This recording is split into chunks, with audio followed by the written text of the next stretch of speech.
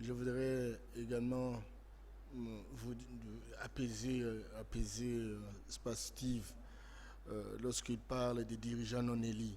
Hein. Je crois que c'est un débat qui est essoufflé, c'est un débat qui est dépassé, parce que ceux qui véritablement se réclament élus n'ont jamais fait une démonstration qui montrerait effectivement qu'ils ont été réellement élus, et donc ils versent plus dans la diffamation, j'allais dire des incantations qui frisent une certaine légèreté. Il faut donc que ce débat soit clos pour que nous entrions dans un débat de prospérité. Et là, le terrain est vide, parce qu'en réalité, malgré un certain nombre d'actions qui sont posées par le président Félix et son gouvernement, je n'attends pas l'écho, n'est-ce pas, de l'opposition dans la perspective de faire de grandes propositions, des critiques rationnelles, pour permettre véritablement la reconstruction de la République. J'attends simplement que tel n'a pas été élu, tel n'est pas aimé, tel a pris l'argent, etc. Ça frise, n'est-ce pas, j'allais dire, un écosystème politique qui du reste n'est pas adapté par rapport à l'évolution véritablement de la société. À ce qui concerne l'UDPS, votre parti, qui s'occupe plus de la nouvelle jet set. Bon, écoutez, moi personnellement, je suis arrivé à l'UDPS en 1983. À cette époque-là, il n'y avait personne qui pouvait imaginer que Mobutu partirait. Et nous nous sommes engagés en tant que jeunes pour que véritablement notre pays fonctionne autrement. Nous y sommes.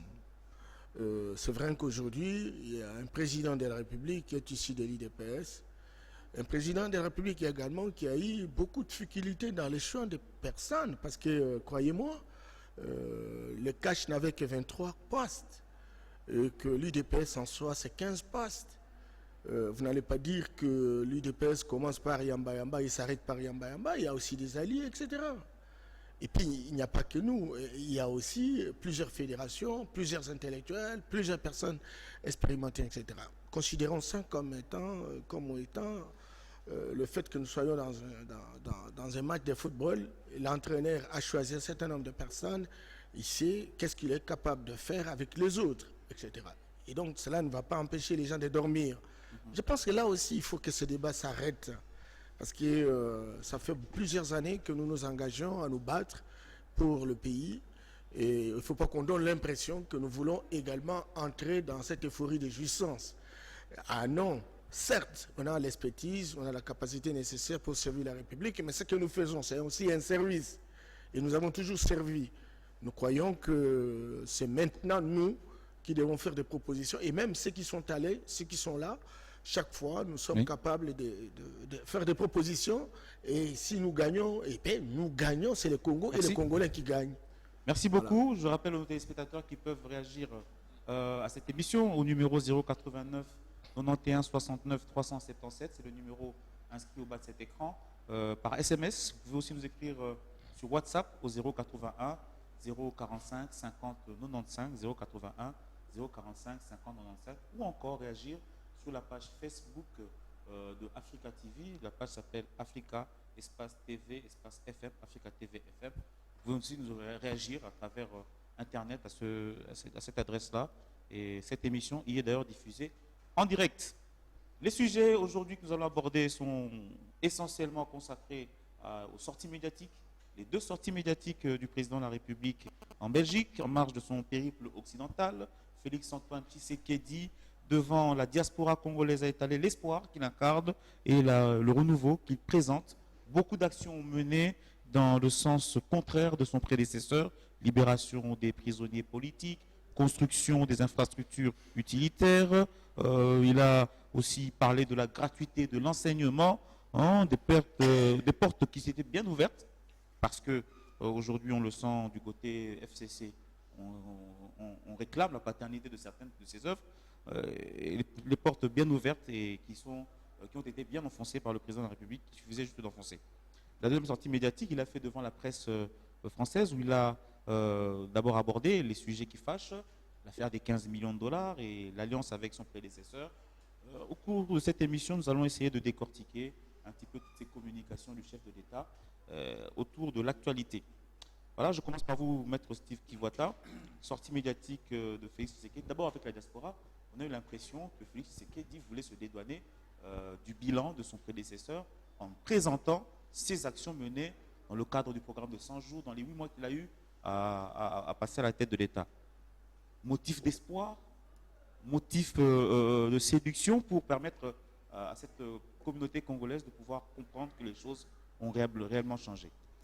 Simple opération de séduction, simple opération de charme, comme il en fait d'ailleurs ici au Congo. Il ne fait que faire de promesses et chercher à conquérir une certaine légitimité auprès de chefs d'État étrangers. C'est ça le schéma de sa gestion. Quitte à ce qu'il peut promettre même de l'air. Chapelet de bonnes intentions vers de chapelet de bonnes intentions. Mais il parle de faits réels. Je voudrais rapidement, effectivement, aussi apaiser M. Norbert Yamba. Ça m'étonne que sur cette question électorale, qu'il cherche à le balayer d'un revers de la main, de manière aussi simpliste. Parce que quand il dit que cette question est dépassée, eh bien, ça m'étonne parce que dernièrement, nous avions suivi les secrétaires généraux des Nations Unies. Lorsqu'il dit clairement, en venant ici, qu'ils ne vont limiter l'aide au Congo que vers l'aide humanitaire, ça veut dire beaucoup de choses. C'est-à-dire qu'on considère que le Congo n'est pas encore stable. Et le problème de stabilité, c'est dû au fait que les élections étaient bâclées. Ils sont très informés qu'il y a eu un hold-up électoral, mais malheureusement, ce n'est pas à eux de renverser le pouvoir en place. Deuxième chose, c'est le vice-premier ministre de la coopération internationale de la Belgique, M. Alexander De Croo, qui a clairement dit que nous n'allons pas oublier que nous étions contre le résultat de ces élections. Eh bien, le président proclamé actuel, qu'il a appelé président, il doit nous prouver reçu avec pompe, ça ne veut rien dire. Avec tout ce qui veut, jour qui est après dû à son jour, rang. mois après mois, ça c'est du cosmétique. Nous parlons de. C'est un langage diplomatique aussi. Nous avons besoin de la coopération. La diplomatie, eh bien, elle est importante. Mais un État comme le nôtre, qui a autant de problèmes économiques, qui a autant de problèmes sociaux, nous n'avons pas besoin d'un touriste. Nous avons besoin d'un véritable chef de l'État. Et ces véritables chefs de l'État, malheureusement, ce n'est pas Félix Tshisekedi. Et dans ces contextes-là, où on lui conteste la légitimité par de potentiels partenaires, comme la Belgique, je vous ai parlé d'Alexander De Croo, j'ai ses propos, eh bien, lorsqu'on lui demande la question de la véracité des résultats, il ne pouvait pas répondre de manière simpliste en disant c'est le rôle de la CENI. En tant que chef de l'État, il peut effectivement demander à la CENI de nous publier les résultats, bureau par bureau, de vrais résultats. Mais la CENI est incapable parce qu'ils savent qu'ils ont trafiqué les résultats. Ces résultats ont été fabriqués. Okay. C'est ça qui demande le problème. Donc quand il dit que la question électorale est passée, nous disons non dans la Mouka. Parce que nous savons que si nous laissons ces combats aujourd'hui, eh bien, lorsqu'il y aura des élections, il y aura encore un hold-up électoral. Critique sur le programme, nous le faisons parce qu'effectivement, ils n'ont pas de programme. Ils ont un non-programme. Ou si je peux être un peu courtois, je dirais un programme littéraire. Lui-même, il a une confusion, une contradiction à chaque fois sur le chiffre. Vous savez que pendant la campagne, il a promis aux Congolais d'avoir un programme qui sera financé annuellement, plus ou moins, moyennement 8 milliards de dollars. On attend le budget. On attend le budget. Mais laissez-moi effectivement vous donner une autre contradiction en termes de chiffres avec lui-même. Dernièrement, les salons sur l'éducation ont établi le coût pour l'État de prise en charge des enseignants et des autres frais liés à la gratuité de l'enseignement à plus ou moins 3 milliards. Disons c'était 2,9, ça fait 3 milliards. Et il venait de promettre que le pourcentage dans le budget de l'État réservé à l'éducation, ça sera de 20%. Donc si on doit tenir compte de 3 milliards... Il a promis d'aller au-delà de 20%. Oui, mais prenons le 20%. Le 20%, si c'est 3 milliards, ça veut dire qu'il doit nous ramener un budget de 15 milliards. Parce que 3 milliards, si ça représente 20%, 10% c'est 1,5 milliard, 100% c'est 15 milliards. Ça, c'est un chiffre. Dernièrement, il vient encore de sortir un autre chiffre. Il dit jusque-là, les recettes qui sont collectées par le régime financier ne représentent que 20% de ce que l'État aurait dû collecter. Donc il y a 80% qui ne seraient pas collectés. Donc 80%, ça représenterait 20 milliards, plus les 5 milliards actuels. Donc il doit nous présenter un budget de 25 milliards. Donc c'est comme si quelqu'un qui tâtonne au sommet de l'État, nous naviguons à vue. Et malheureusement, c'est les Congolais qui risquent de payer le prix le plus cher. Merci Steve Kiwata. Émile Banza, Félix Tshisekedi, opération de cosmétique à la diaspora. Il a voulu séduire ses compatriotes qui habitent là-bas. Il a voulu séduire aussi la communauté internationale à travers la diplomatie. Mais concrètement, qu'est-ce que Félix Tshisekedi apporte à cette diaspora, apporte à cette communauté internationale, et en retour, qu'est-ce qu'il attend et qu'est-ce qu'il compte avoir de tous ces protagonistes qu'il a rencontrés? Merci beaucoup. La visite du chef de l'État en Belgique n'était pas une visite comme Maître Steve l'a dit. De touristes. Des tourismes, non. Par contre, c'était une visite d'État parce que vous avez vu que le tapis rouge a été déroulé. Il a été reçu au Palais Royal avec pompe et toute la solennité due à son rang en tant que chef d'État élu. Et donc, tout ce que Maître Steve Kiwata est en train de dire, ce sont les œuvres de son esprit et de l'amalgame qu'il est. Même les propos de Herman de Croo, qui les caractérise depuis qu'ils ont déserté le combat de l'alternance dans notre pays, le combat de la démocratie après l'élection du président Tshisekedi aux élections du 30 décembre Maître dernier. Kiwata vous oppose les propos de Herman de Croo. Mais si aujourd'hui Maître Kiwata avait m'opposer les propos du secrétaire général des Nations Unies, du vice-président, vice-premier ministre belge, je suis choqué, estomaqué aujourd'hui qu'il lie la légitimité d'un chef d'État dans un pays souverain aux déclarations d'autres individus, d'autres personnalités politiques étrangères. Je suis C'est la dignité des Congolais. estomaqué. Ce sont les premiers, eux, Steve, à l'avant-plan, qui disent, qui ont toujours clamé haut et fort que nous sommes un pays souverain, que tout doit se traiter et se faire ici chez nous.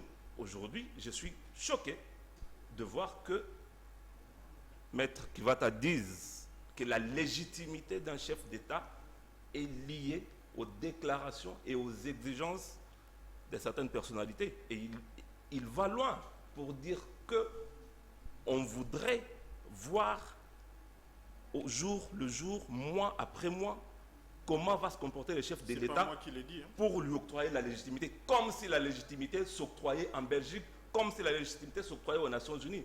Mais c'est choquant. Ça, c'est l'amalgame, la contradiction qui a toujours caractérisé la Mouka, qui a déserté le vrai combat, le combat de l'alternance, de la démocratie. Nous savons bien que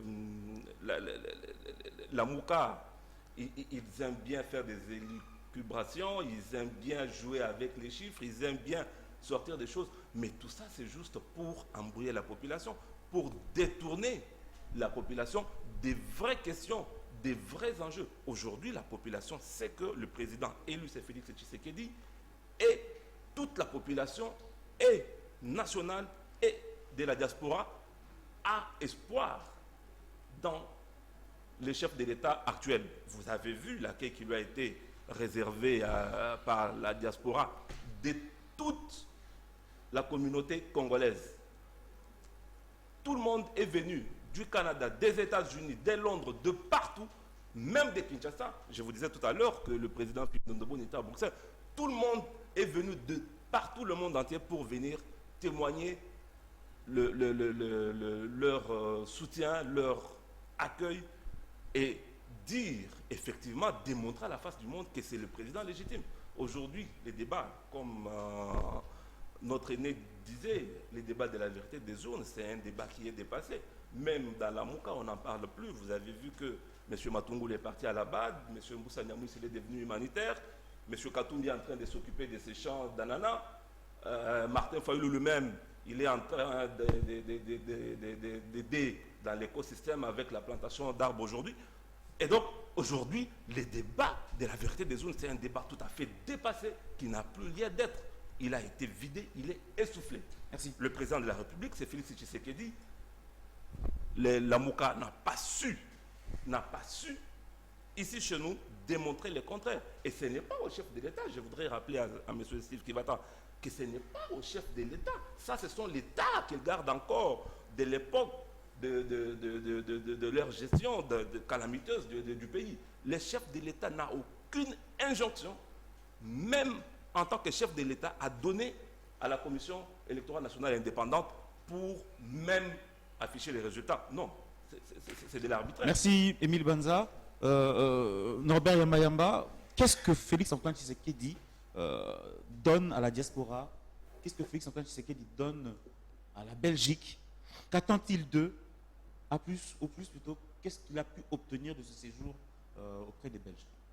Ok, je pense que nous sommes là pour faire un débat que je considère un débat rationnel, qui ne soit pas essentiellement d'opinion, mais un débat de prospérité. Et lorsqu'on est dans la logique d'un débat de prospérité, il faut sortir des incantations, il faut sortir d'un écosystème de pourriture intrinsèque, il faut rentrer vers des propositions concrètes qui montrent très clairement que ce sont des personnes qui ont aspiré véritablement à gérer la République. Et quand j'écoute la Mouka aujourd'hui, j'ai comme l'impression qu'ils n'ont pas de discours. J'ai comme l'impression qu'on se ferait une erreur grave, et ça allait dire gravissime, que de leur confier les responsabilités parce qu'ils ne sont pas suffisamment préparés pour sortir un pays en situation de détresse. Peut-être qu'il va me rappeler que parmi eux, il y a eu des premiers ministres, il y a eu des vice-présidents, mais j'aurais posé la question simple. Quel a été le résultat?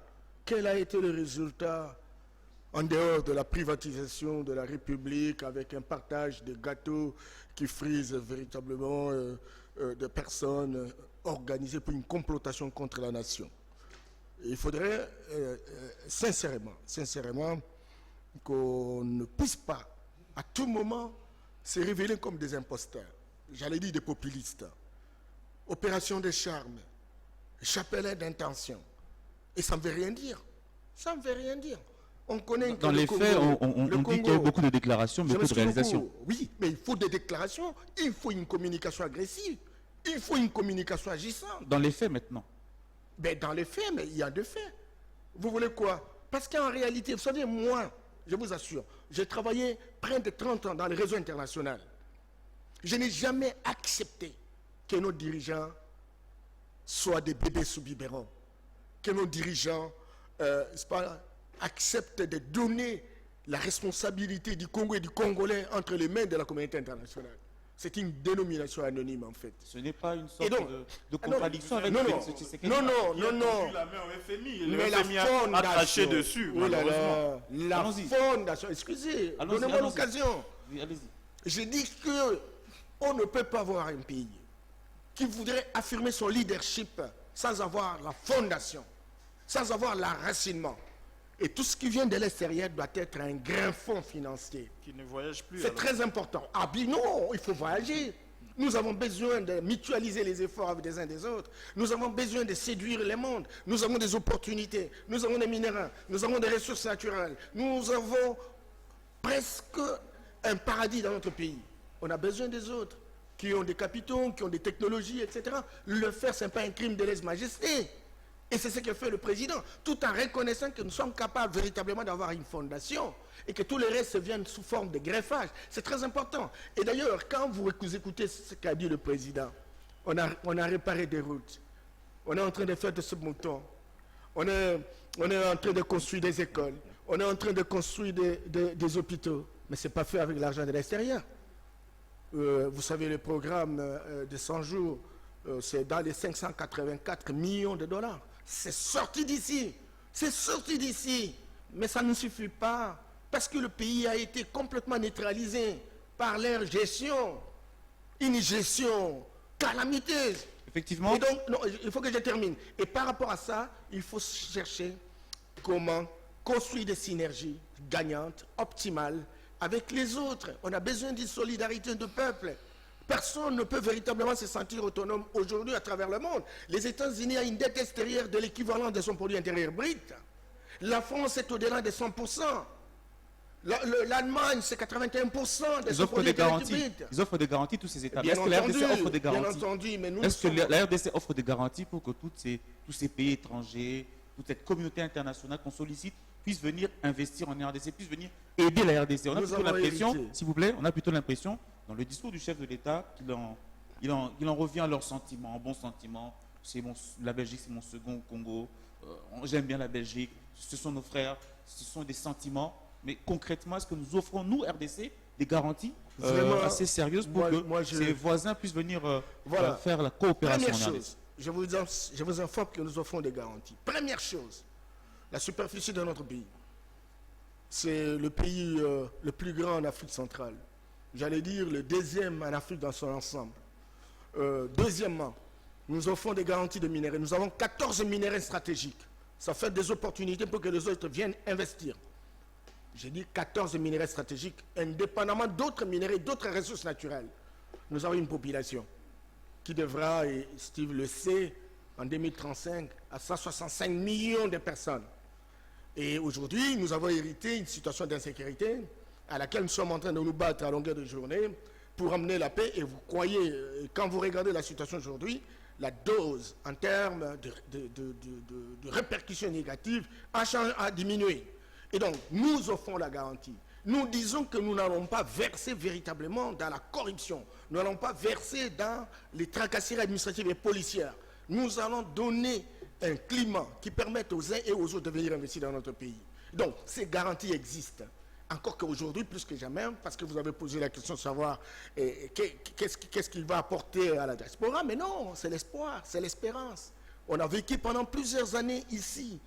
On était coupé de l'espoir, ne serait-ce que l'espoir. On a vu une succession de gouvernements qui, visiblement, les gens se sont enrichis insolemment. Et donc, aujourd'hui, plus que jamais, et j'ai même suivi, peut-être que vous l'avez suivi aussi comme moi, que la diaspora est en train de dire, non, tantôt avec Félix, on le voit sincère, Merci. on le voit responsable, et rentrons sur ceux qui ont des capitaux, et puis D'accord. bon, pour ceux qui n'en ont pas, donnons-lui la confiance et on verra ce qui va se passer. D'accord. Alors, il faut arrêter d'aller dans le populisme. Ce n'est pas bon. Faisons un débat de fond par rapport projet contre projet, offre politique contre offre politique. D'accord. C'est comme ça que nous serons utiles. Mais quand on crie dans les incantations, on a volé l'argent, Merci. chapelain d'intention. Non, Merci non, non, c'est pas ça. Norbert Yamayamba. On y va dans ce débat de fond, projet contre projet. Félix Tshisekedi oppose à ses détracteurs ses réalisations, gratuité de l'enseignement, réhabilitation de beaucoup d'infrastructures, et tout cela en si peu de temps. En 8 mois, on peut dire que c'est déjà bon, contrairement à ce qu'on aurait pu s'attendre. Comme on refuse le chapelet de bonnes intentions, eh bien je dirais voilà de vraies incantations. Voilà un narcissisme qui n'a pas sa raison d'être. Parce que, effectivement, nous devons nous référer aux standards en termes de gestion. Il a eu un programme de 100 jours qui, en principe, devait faire 3 mois. Mais ce programme de 100 jours, on en parle pendant 8 mois. Un programme d'urgence, c'est le programme Ben d'urgence oui, du mais c'est gouvernement. appelé On programme appelle de ça 100 jours. C'est peut-être pour une Bon, manière j'espère que, communicationnelle. espérons qu'il y a 100 jours qui peut faire 8 mois. Admettons-le. Le programme d'urgence du gouvernement. Admettons-le. Eh bien, le standard en termes de gestion voudrait que 8 mois après, qu'ils nous en fassent le bilan. Qu'ils disent, pendant le 8 mois, ils ont rencontré un budget de Tchibala, comment est-ce qu'ils l'ont exécuté? Comment est-ce qu'ils ont mobilisé les recettes? Est-ce qu'ils ont fait mieux que ce que Tchibala a prévu?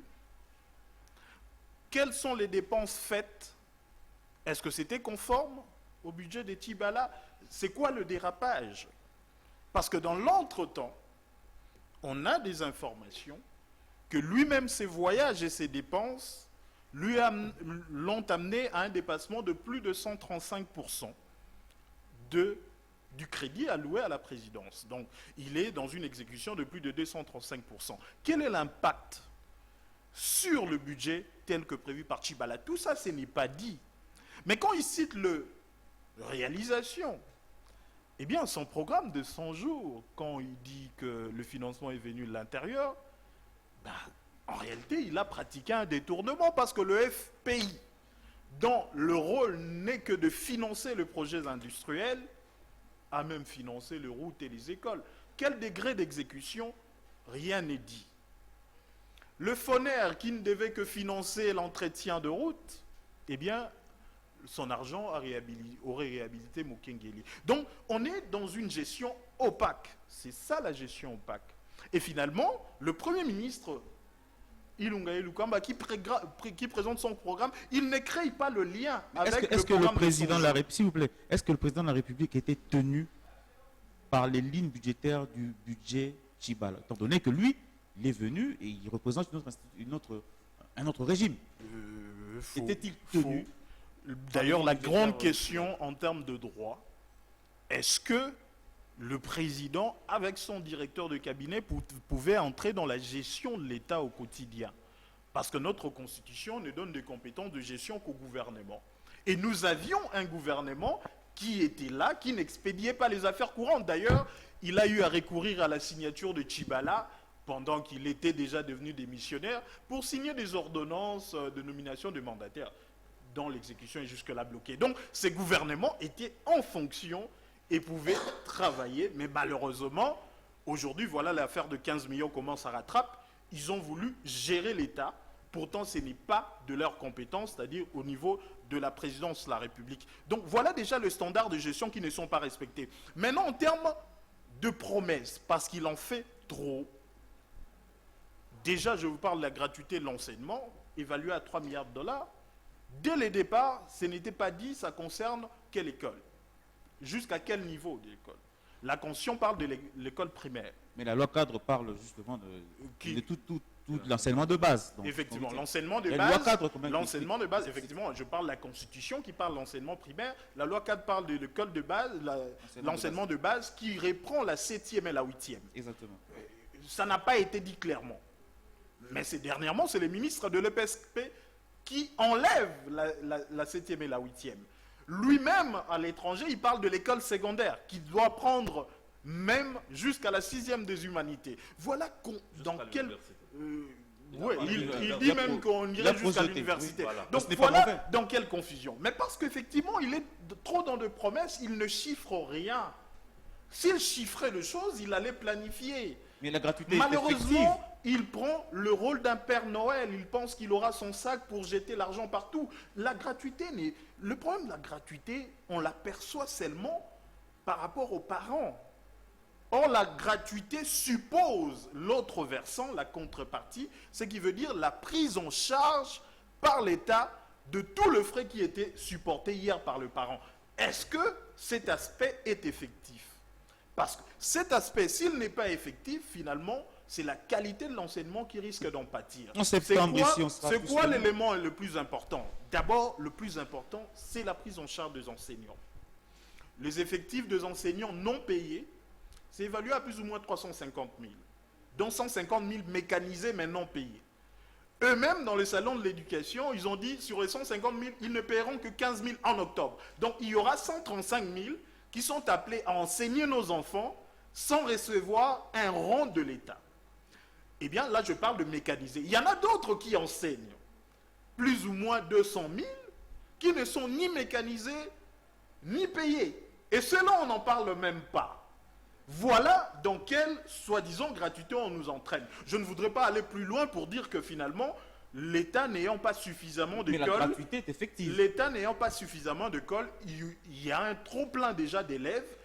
La gratuité devait rimer par une construction suffisante des écoles. Donc tout ça, ça n'a pas été planifié. Il est dans les effets d'annonce. Parce que quand on parle des opérations de charme, il voulait que dans le 3 mois, qui est le saut de mouton construit, il n'a pas réussi.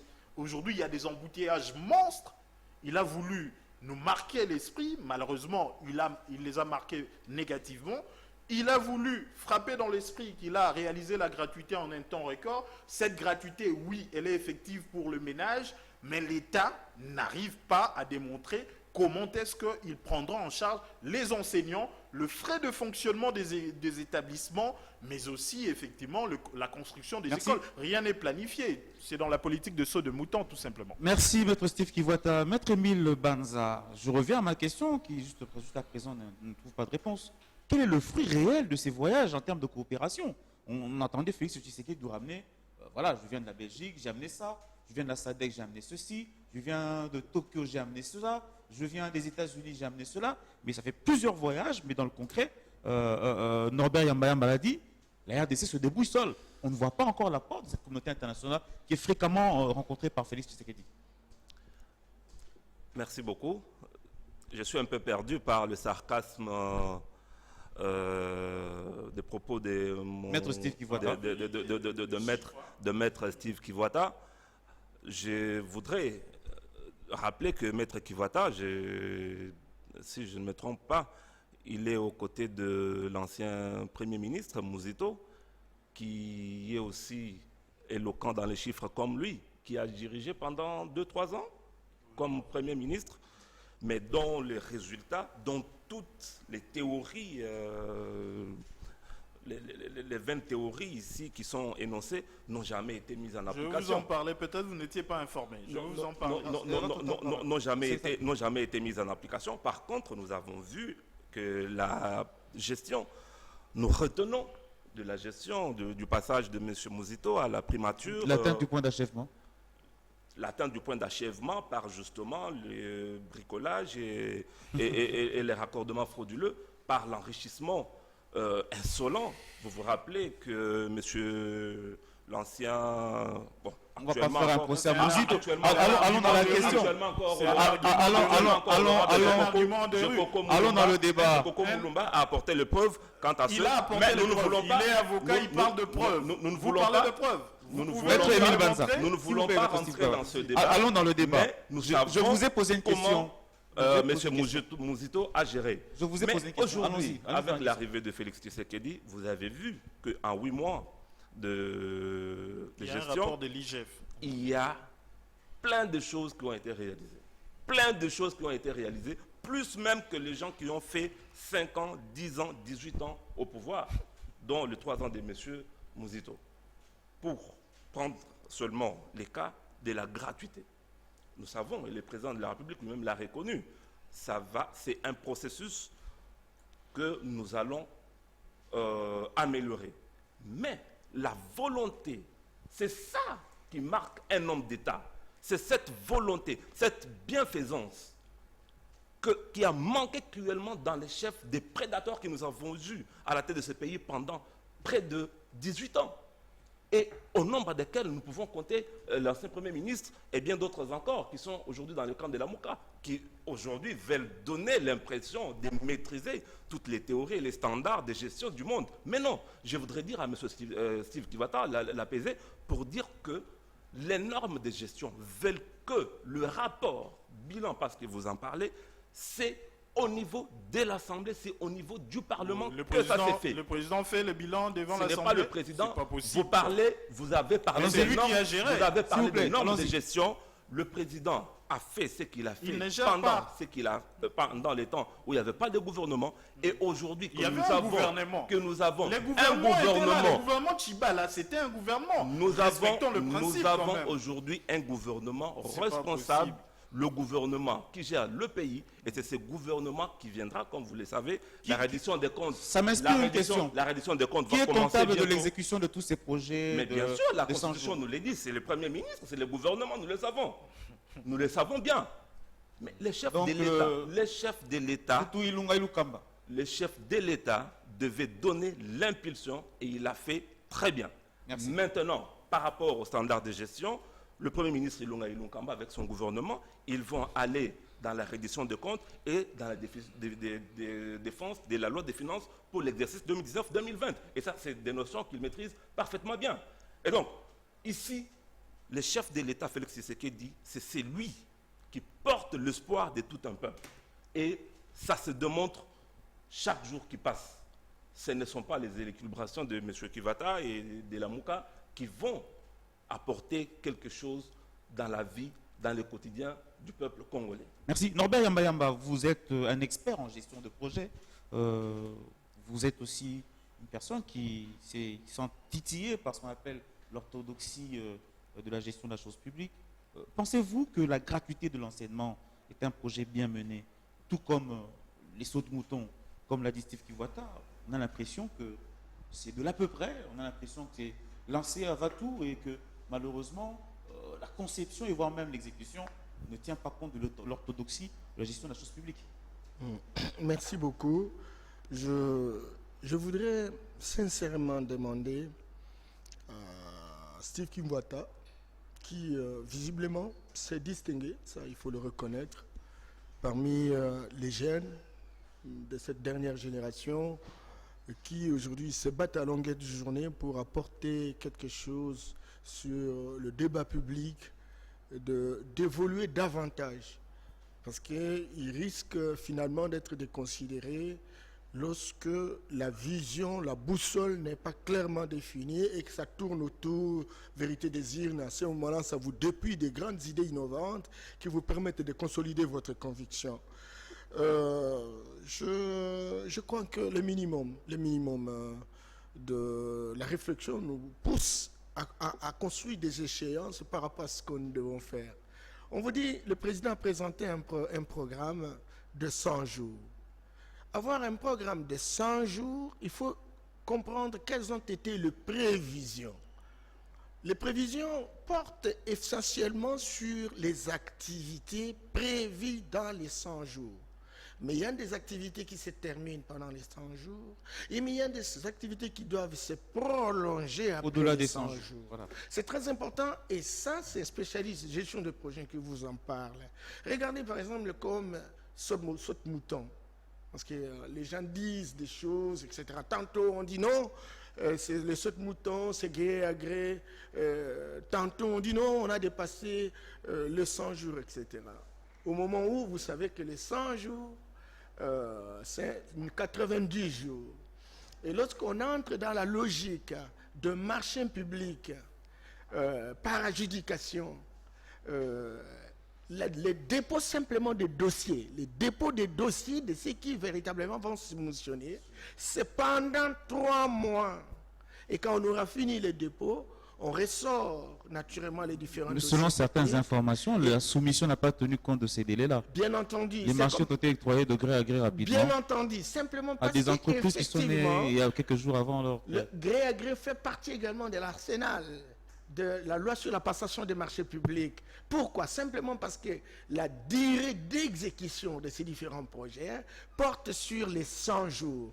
Et parce qu'on doit pouvoir rendre compte après 30 jours, il va falloir que nous puissions procéder par gré à gré, mais le gré à gré ne se fait pas comme... Non, je me suis beaucoup. Le gré à gré ne se fait pas parce qu'on est entré en chambre, on sort. Non, on regarde les différents dossiers, on regarde les expériences de chacun. Vous nous rassurez que tout a été fait?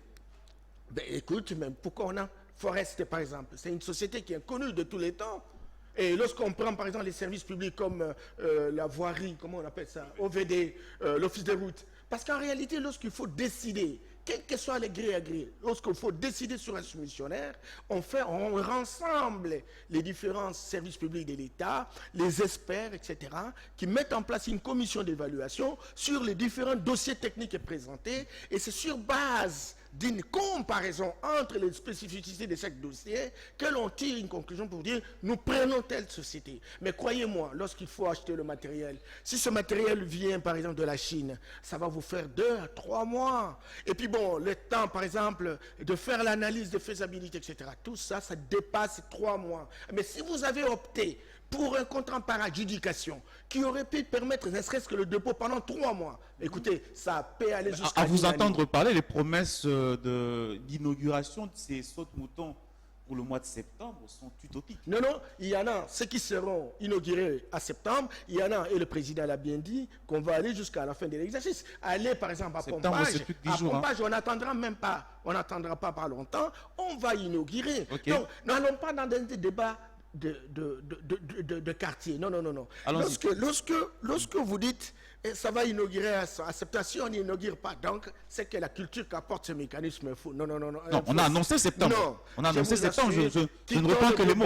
Je ne quittons reprends que les mots le annoncés. débat des quartiers, allons vers un débat de prospérité. Et moi, j'essaie d'expliquer à Steve Kimbiata que je suis content quand il y a l'opposition qui commence à ressortir des chiffres. Nous, on est la Mais- résistance. Ouais. Non. Vous, quelle résistance? Norbert Mais en fait, Yamayamba, on va évoluer mais- dans cette discussion, on va évoluer. mais que On je va réponde évoluer. à la question. L'apport de Vous avez la suffisamment, diaspora. hein. Donc, vous savez, nous avons un problème dans notre société. Beaucoup de nos compatriotes sont allés à l'extérieur. Ils sont disséminés à travers le pays, d'Europe, d'Amérique, d'Asie, etc.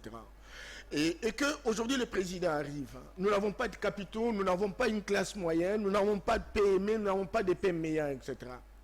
Et qu'est-ce qu'il faut? Il faut mener une campagne de séduction. Et cette campagne de séduction se fait vis-à-vis des étrangers et vis-à-vis aussi des nationaux qu'on appelle généralement la diaspora.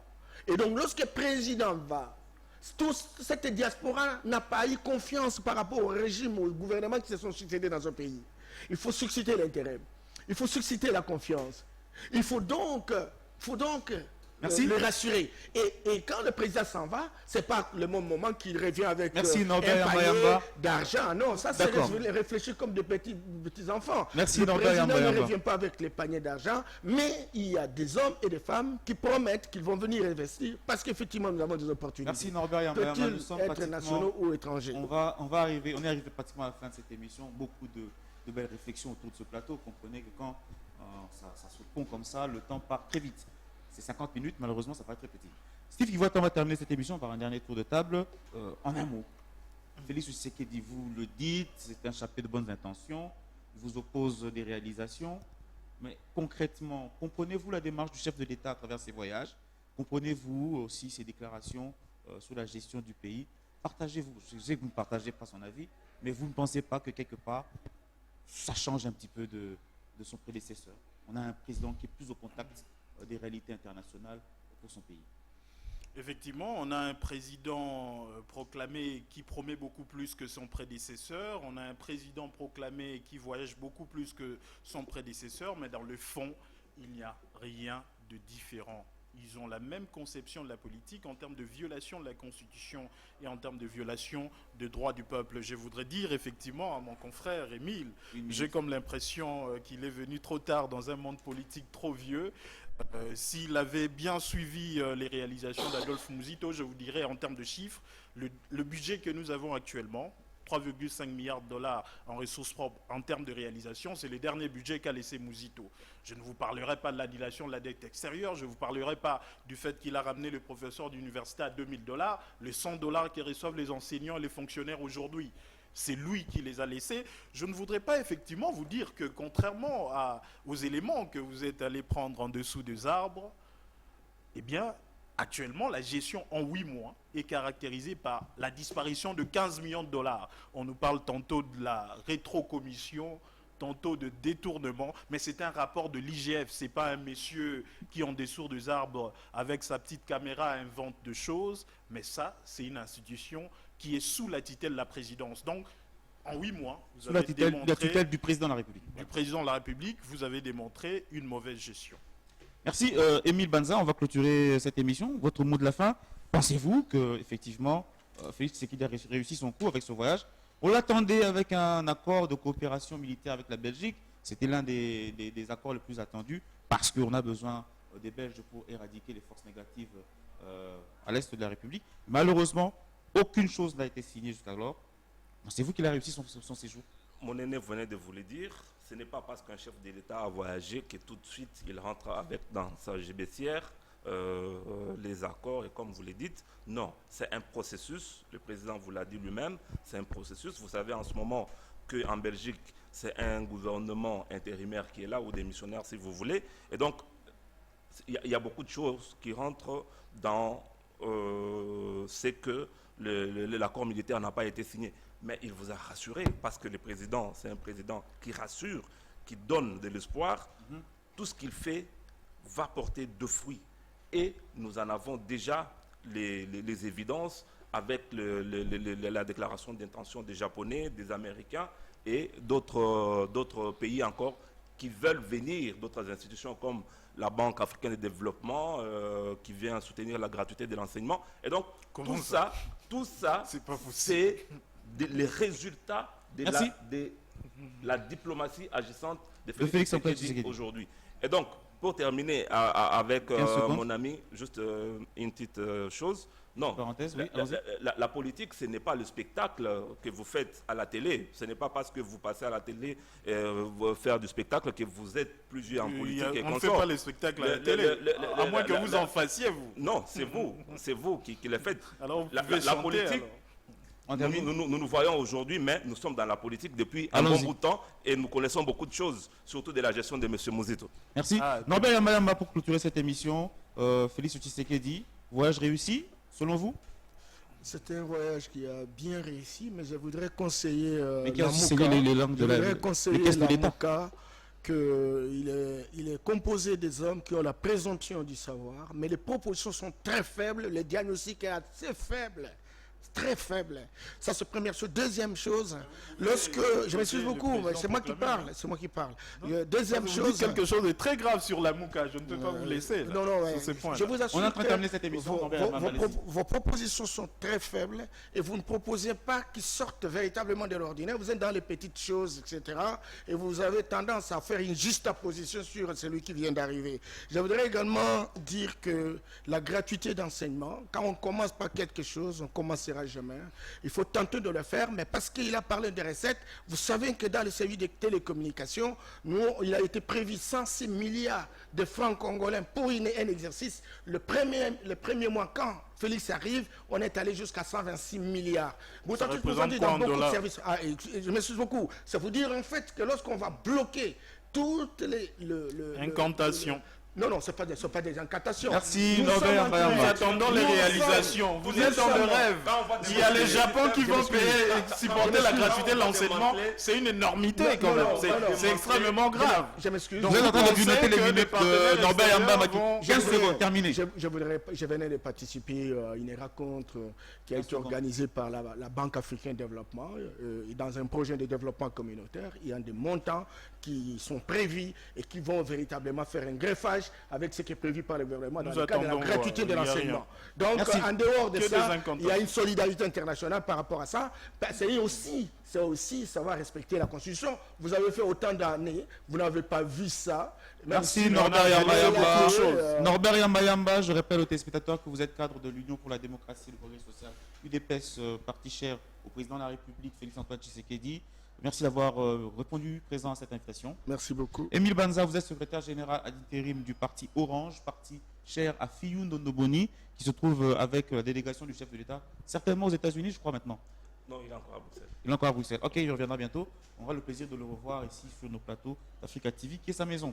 Merci à vous de voir dit merci présent à cette émission. Merci de l'invitation. Maître Steve Kiwata, communicateur de la MOUCA, membre de la cellule politique de cette plateforme politique qui a porté Martin Fayoulou aux élections présidentielles passées. Merci d'avoir été présent à cette émission. Je vous en prie. Nous disons merci à tous nos téléspectateurs qui ont passé ces 50 minutes avec nous. Cette émission, vous la suivez et vous la reverrez encore sur Facebook. Je rappelle l'adresse Africa TV FM en 3 mots, Africa Espace TV FM. Aimez cette page, abonnez-vous. C'est l'actualité, c'est l'information en temps réel qui se trouve dans cette page Facebook.